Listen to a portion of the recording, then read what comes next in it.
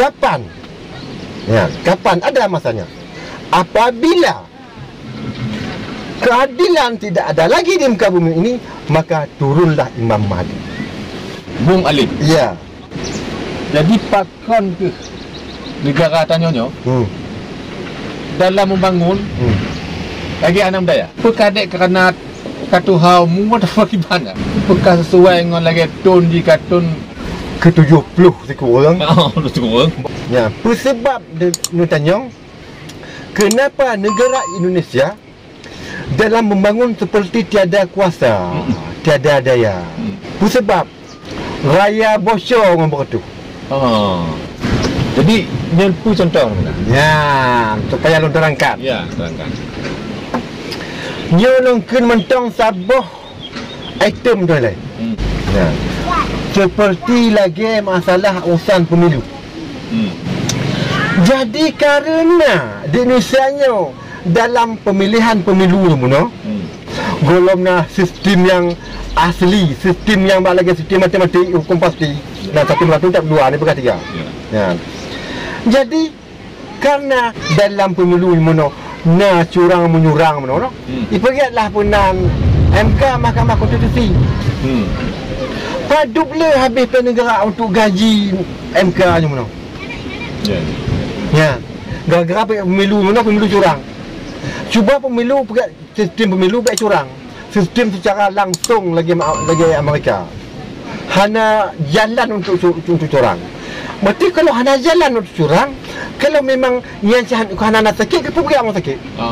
Hana orang sakit. Kenapa orang sakit? Ya, betul. Ya kerana memang nasilah punan curang, pergilah MK Mahkamah Konstitusi. Akhirnya sidang konstitusi. Pen negara padu pula tergaji Mahkamah Konstitusi. Tergaji yang menang. Dia tak apa bukan. Pen yang menang walaupun final sertu. Bukan. Padahal bangsa itu menang kau bisa tabah ke rakyat. Kata cok 20 tu bar dia menang.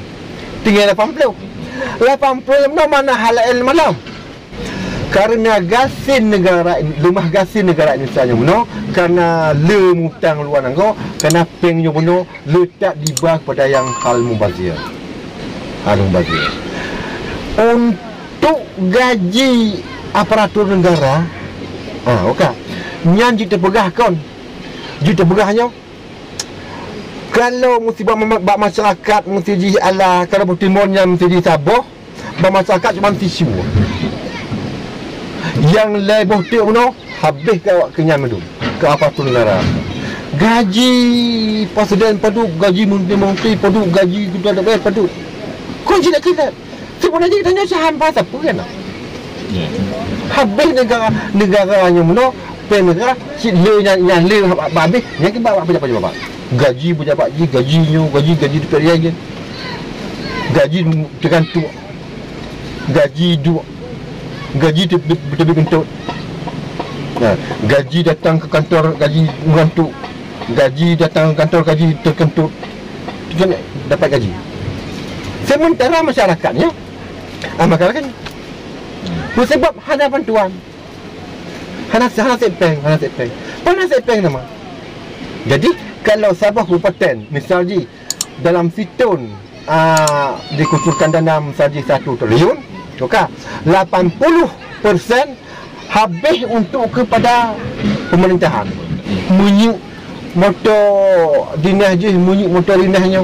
Rumah dinas punan ala nyo, rumah dinas kepalanya, rumah dinas kepala lagi. Kau cilat-cilat lah dana je. Bak lagi ketua DPR padu punya nah.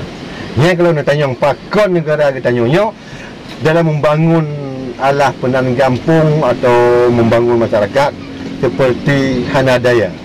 Jadi judul dia bukan hasil je raya bocor nombor tu. Maka lagi nyolah negara tanya menyotonyo tu nyo sama-sama proyek waktu nuke baru nak bayang-bayangan. Jadi maka ji orang tak fikir-fikir kan nyom presiden yang sehingga orang bisa membahana nyom presiden sehingga bisa hana lagi untuk fikir sedang melanggang je kapan ada masanya Apabila keadilan tidak ada lagi di muka bumi ini, maka turunlah Imam Mahdi.